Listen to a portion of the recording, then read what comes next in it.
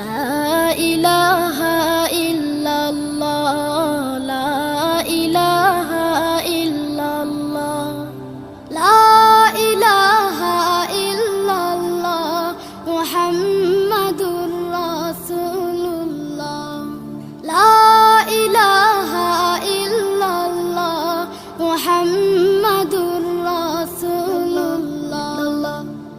কোনো খালিক নেই তুমি ছাড়া, কোনো মালিক নেই তুমি ছাড়া, কোনো মাবুদ নেই তুমি ছাড়া, কোনো মাশুক নেই তুমি ছাড়া।